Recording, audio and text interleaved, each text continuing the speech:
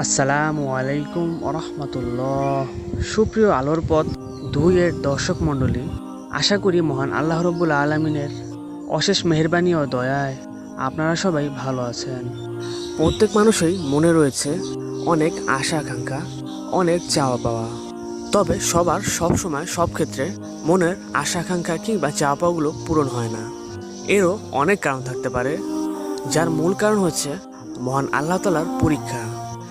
প্রায় ক্ষেত্রে মহান আল্লাহ তাআলা আমাদের সবাইকে পরীক্ষা করে থাকেন, কাউকে অর্থ সম্পদের দিক দিয়ে, কিংবা কাউকে ব্যক্তিগত জীবনে, কিংবা ব্যবসা বাণিজ্যে। প্রত্যেক দিক দিয়ে আল্লাহ তাআলা তার বান্দাদেরকে পরীক্ষা করে থাকেন। কেউ কেউ সে পরীক্ষা উত্তীর্ণ হয়, আবার কেউ বা সে পরীক্ষা উত্তীর্ণ না হতে পেরে ভেঙে পড়ে। তবে উভয় ক্ষেত্রেই, অর্থাৎ আপনি উত্তীর্ণ হন কিংবা না হন, প্রতিটা ক্ষেত্রে আপনাকে মহান আল্লাহ তাআলাকে প্রতিনিয়ত স্মরণ করে যেতে হবে। কারণ প্রত্যেকটা পরীক্ষায় মহান আল্লাহ তাআলাই করে থাকেন এবং তিনি আমাদের এ থেকে উত্তীর্ণ করবেন। কারণ আজকের পর কালকে আমাদের ভাগে কি ঘটতে চলেছে তা কেবলমাত্র মহান আল্লাহ তাআলাই জানেন। তাই কখনো কোনো কাজে ভেঙে পড়া আমাদের মোটেই উচিত নয়। কিছু কিছু লোক তো এমনও রয়েছে যারা মনের আশা পূরণ হওয়ার লক্ষণ না দেখে এতটাই ভেঙে পড়েন যে তারা আল্লাহ তাআলার ইবাদত থেকেও সরে আসে। আল্লাহ তাআলার কাছ থেকে যদি আপনি চাইতেই না পারলেন, তাহলে আল্লাহ তাআলা আপনাকে কিভাবে তা দান করবেন? বিষয়টা একটু জটিল হলেও এটাই সত্য। আমাদের সমাজে এমন মানুষ রয়েছে যারা তাদের মনের আশা আকাঙ্ক্ষাগুলো পূরণ না হওয়ার কারণে ইবাদত বন্দিকে একেবারেই ছেড়ে দেয়। তারা মনে করে থাকে যে অনেক তো করলাম, কোনো কাজই তো হলো না। তাদের উদ্দেশ্যে বলছি, মহান আল্লাহ তাআলাই আপনাকে পরীক্ষা করছেন, তাই এ থেকে উত্তীর্ণ হতে হলে আপনাকে অবশ্যই মহান আল্লাহ তাআলার নিকটই ফিরে আসতে হবে এবং তার নিকট দোয়া প্রার্থনা করতে হবে যেন তিনি আপনার মনের আশা আকাঙ্ক্ষাগুলো পূরণ করে দেন।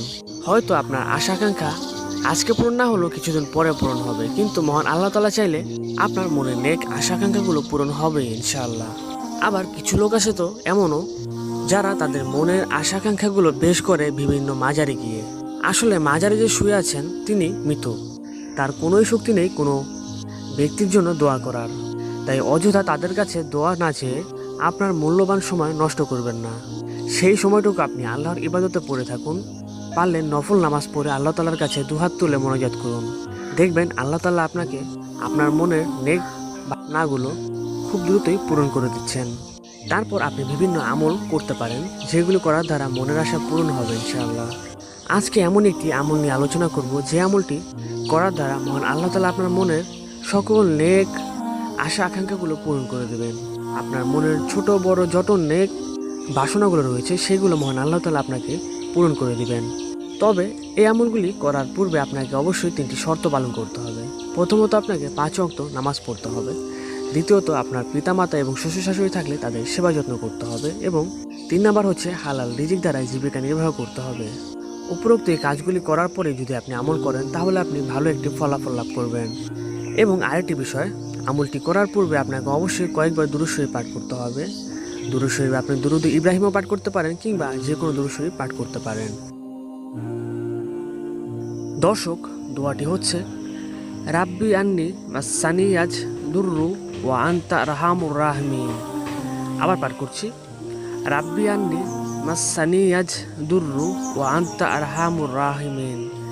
এর অর্থ হচ্ছে, হে আমার প্রভু, আমি দুঃখে কষ্টে পতিত হয়েছি, তুমি তো দয়ালুদের মধ্যে শ্রেষ্ঠ দয়ালু। সূরা আম্বিয়া আয়াত 83।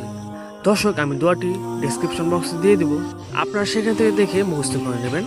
তো দর্শক, এখন এই দোয়াটি কখন এবং কিভাবে পড়বেন সেটা বলছি। দর্শক, আপনাকে দোয়াটি রাতে ঘুমানোর পূর্বে পাঠ করতে হবে 11 বার। 11 বার পাঠ করা হয়ে গেলে পুনরায় কয়েকবার দুরূদ শরীফ পাঠ করে নেবেন। তারপর মহান আল্লাহ তাআলার নিকট আপনার মনের নেক আশাগুলো পেশ করবেন, নেক বাসনাগুলো পেশ করবেন এবং আল্লাহ তাআলার কাছে ক্ষমা প্রার্থনা করবেন, তিনি যেন খুব শীঘ্রই আপনাকে আপনার মনের আশা আকাঙ্ক্ষাগুলো পূরণ করে দেন। দেখবেন আল্লাহ তাআলা খুব শীঘ্রই আপনার মনের নেক আশা আকাঙ্ক্ষাগুলো পূরণ করে দিচ্ছেন। ভিডিওটি ভালো লাগলে অবশ্যই একটি লাইক দিবেন এবং ইসলামের প্রচারের সাথে কমপক্ষে একটি শেয়ার হলেও করে ভিডিওটি অন্যের কাছে পৌঁছে দিবেন। আর আপনি যদি আমার এই চ্যানেলে নতুন হয়ে থাকেন, তাহলে চ্যানেলটি সাবস্ক্রাইব করে পাশে থাকা বেল আইকনটি প্রেস করে রাখবেন। এতে করে আমাদের পরবর্তী ইসলামিক ভিডিওগুলো আপনারা মিস হবে না। মহান আল্লাহ তাআলা আমাদের সবাইকে সঠিক বুঝ বুঝার তৌফিক দান করুক। আমিন সুম্মা আমিন।